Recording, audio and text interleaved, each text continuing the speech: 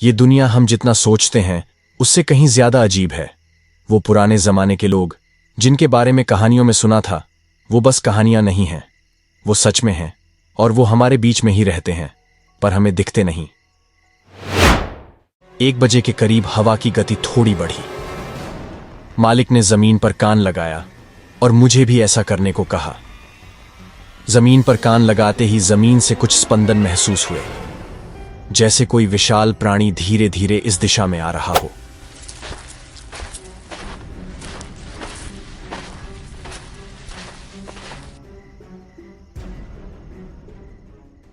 क्या आपने अभी तक डार्क कोकन यूट्यूब चैनल को सब्सक्राइब नहीं करा है? अगर आपको भूतों के किस्से और रहस्यमयी कहानियां सुनना पसंद है तो अभी इस चैनल को सब्सक्राइब करें और बेल आइकन पर क्लिक करें ताकि आपको हमेशा इस चैनल के लेटेस्ट वीडियोस का अपडेट मिले। इस कहानी को रोमांचक बनाने के लिए कई सारे साउंड इफेक्ट्स का इस्तेमाल करा गया है, इसलिए हेडफोन्स लगाना अनिवार्य है।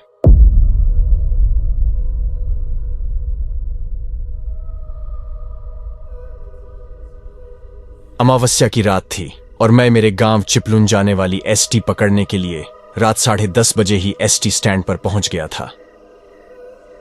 हवा चल रही थी और बारिश शुरू होने के संकेत मिलने लगे थे।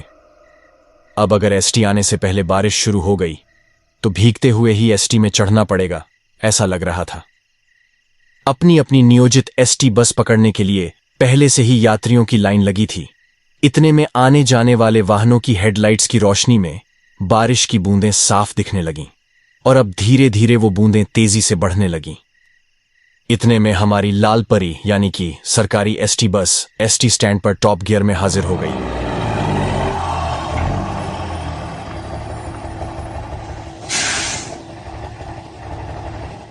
हम सभी यात्री जल्दी जल्दी एसटी में चढ़ गए और बादलों की गड़गड़ाहट के बीच जोरदार बारिश शुरू हो गई।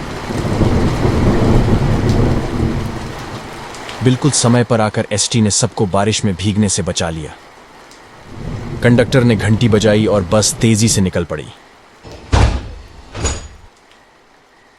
घंटे भर में ही बस सीमेंट के शहरी जंगल से बाहर निकल गई। बारिश अब रुक गई थी, लेकिन बादलों की गड़गड़ाहट बीच बीच में जारी थी, जो सफर को और भी रोमांचक बना रही थी।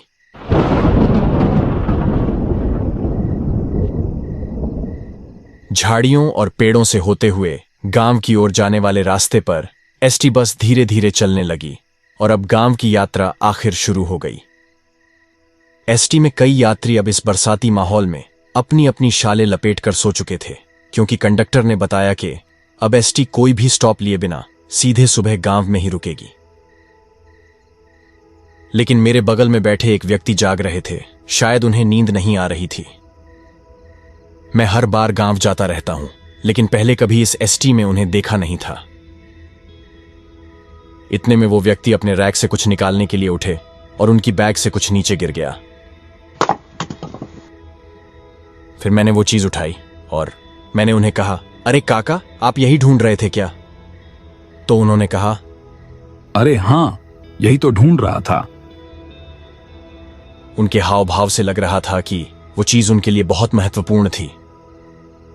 वो चीज थी एक छोटी टॉर्च और टॉर्च से बंधी हुई एक पुरानी डायरी। काका अब फिर से अपनी जगह पर बैठ गए और छोटे टॉर्च की रोशनी में उस डायरी को देखने लगे। मैंने उनसे पूछा, अरे काका जी, इस डायरी में ऐसा क्या खास है? फिर उन्होंने मेरी ओर एक नजर डाली और कहा, ये मेरी यात्रा डायरी है। इसमें मैंने अपने यात्रा के दौरान हुए कुछ रहस्यमय और रोमांचक अनुभव लिखे हैं। उनकी ये बातें सुनकर मैं काफी अचंभित हुआ। तो मैंने उनसे कहा, क्या आप इसमें से एक अनुभव मुझे भी नहीं सुनाओगे? तो उन्होंने कहा, तुम सच में सुनना चाहते हो? मैंने हां कहा और वो बताने लगे।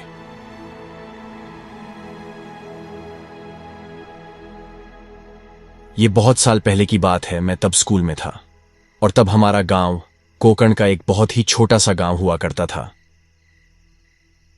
तभी के समय हमारे गांव में बिजली नहीं थी, इसलिए अंधेरा जल्दी हो जाता था। गांव से करीब 2-3 किलोमीटर अंदर एक पुराना प्राचीन मंदिर था, जो सैकड़ों हजारों साल पुराने पेड़ों की शाखाओं और बेलों से ढका हुआ था। लेकिन साल के कुछ गिने चुने दिनों को छोड़कर वहां कोई नहीं जाता था। गांव में एक और अजीब बात होती थी। किसी शाम को अचानक दूर से एक विशेष ताल में नगाड़े बजने की आवाज सुनाई देती, जैसे कोई संदेश भेज रहा हो।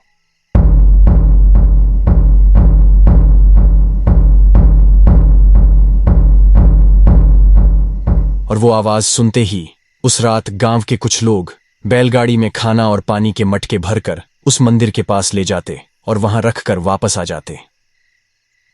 लेकिन वो खाना और पानी किसके लिए रखा जाता था, ये कोई नहीं जानता था।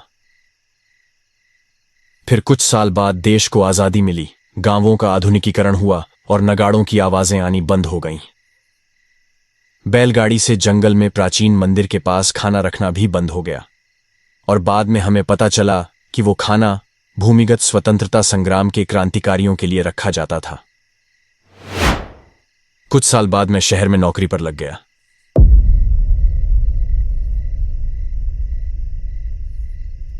एक बार ऑफिस में सहकर्मियों के साथ बातें करते हुए एक सहकर्मी अपने गांव में एक अजीब जगह के बारे में बता रहा था, जहां अमावस्या की रात को खाना रखा जाता था। मैंने ध्यान से सुना तो पता चला कि उसका अनुभव मध्य प्रदेश के ओंकारेश्वर के पास का था। मेरी जिज्ञासा जाग उठी, क्योंकि अब तो क्रांतिकारियों का युग भी नहीं था, तो अमावस्या को खाना रखने का क्या कारण हो सकता है।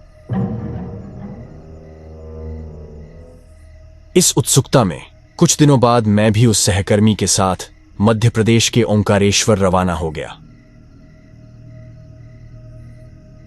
सुबह का समय था। हम ओंकारेश्वर से आगे पैदल उसके गांव पहुंचे। उसका गांव बिल्कुल हमारे पुराने गांव जैसा था।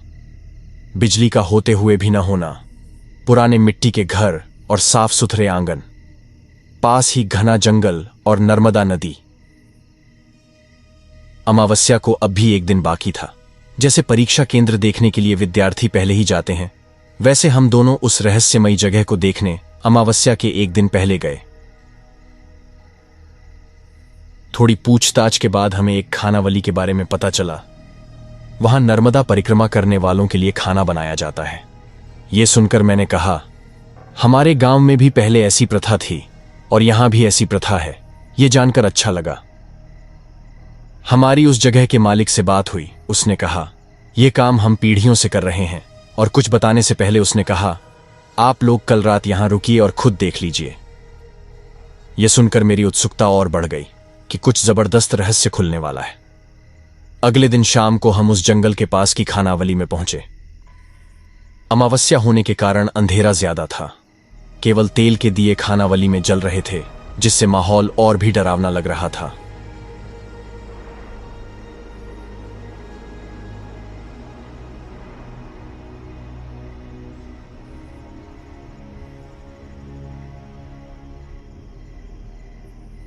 परिक्रमा करने वालों का अंधेरे में भी खानावली में आना जाना जारी था। फिर रात 9 बजे के बाद पूरा सन्नाटा हो गया। मालिक ने खानावली से 20-25 लोगों का खाना, 4-5 मटके पानी और एक तेल का दिया कुछ गांव वालों के जरिए खानावली के पीछे रखवा दिया और वो गांव वाले वापस चले गए। सब काम निपटाने के बाद मालिक, मैं और मेरा सहकर्मी खानावली के अंदर पीछे की खिड़की के पास बैठ गए। उस बंद खिड़की की छोटी सी जगह से पीछे की तरफ नजर रखे हुए हम राह देखने लगे।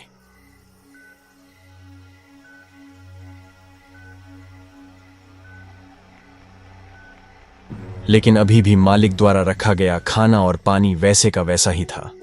मैंने घड़ी देखी, करीब 11 बज गए थे।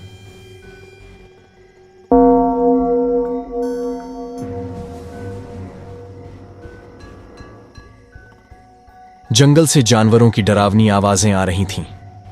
12 बज गए, लेकिन कहीं कोई हलचल नहीं थी। मेरा सहकर्मी तो बैठे बैठे सो ही गया। अब सिर्फ मालिक और मैं ही जागे हुए थे। 1 बजे के करीब हवा की गति थोड़ी बढ़ी। मालिक ने जमीन पर कान लगाया और मुझे भी ऐसा करने को कहा। जमीन पर कान लगाते ही जमीन से कुछ स्पंदन महसूस हुए, जैसे कोई विशाल प्राणी धीरे धीरे इस दिशा में आ रहा हो।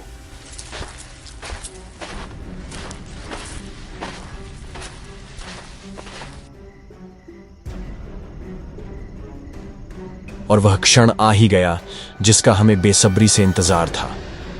जंगल में पेड़ों की शाखाएं हिलने लगीं और एक विशालकाय शरीर वाला व्यक्ति खानावली के पीछे की दीवार को पार कर अंदर आया।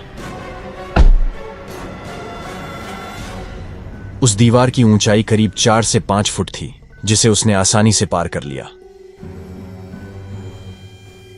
जब वो व्यक्ति तेल के दिए के पास आया, उसकी असाधारण ऊंचाई देखकर मैं हैरान रह गया। उसकी ऊंचाई करीब 12 से 13 फुट थी और शरीर पर एक पुराना वस्त्र लपेटा हुआ था। घनी दाढ़ी, मूछें और बालों के कारण चेहरा साफ नहीं दिख रहा था। वह इस युग का तो नहीं लग रहा था। अब वो व्यक्ति खाने के पास आया और उसने 20-25 लोगों का खाना अकेले ही कुछ मिनटों में खत्म कर दिया और पानी के मटके भी गटागट खाली कर दिए। वो जैसे आया था वैसे ही फिर से जंगल में चला गया। उसके जाने तक कुछ देर हम शांत बैठे रहे। फिर सुबह होते ही हम खानावली के पीछे गए तो उस विशालकाय व्यक्ति के पैरों के निशान मिट्टी में उभरे हुए थे। उन निशानों का आकार करीब 1.5-2 फुट लंबा था। खानावली के मालिक ने फिर बताया कि वो व्यक्ति कोई और नहीं बल्कि द्वापर युग के महाभारत काल के अश्वत्थामा थे।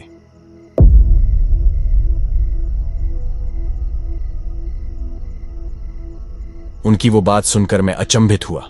ये सब विस्मयकारी और उतना ही रहस्यमयी था। इस तरह कुछ रोमांचक अनुभव लेकर हम मध्य प्रदेश से वापस महाराष्ट्र में लौटे और यही मेरे कुछ अनुभव इस डायरी में संग्रहित हैं। इतना कहकर वो व्यक्ति कहानी सुनाते हुए रुक गए और वो थोड़ी देर के लिए चुप हो गए। मुझे उनकी आंखों में एक चमक दिखी, जैसे वो पुराने दिनों की यादों में खो गए हों। फिर उन्होंने धीमी आवाज में कहा, इतना धीरे कि मुश्किल से सुनाई दे रहा था। उन्होंने कहा कि मुझे समझ आया है, ये दुनिया हम जितना सोचते हैं उससे कहीं ज्यादा अजीब है। वो पुराने जमाने के लोग जिनके बारे में कहानियों में सुना था, वो बस कहानियां नहीं हैं, वो सच में हैं और वो हमारे बीच में ही रहते हैं, पर हमें दिखते नहीं। तभी अचानक तेज हवा का एक झोंका आया और बस की खिड़कियां खड़खड़ाने लगीं। तभी बिजली चमकी और बस के अंदर का हिस्सा एक पल के लिए जगमगा उठा।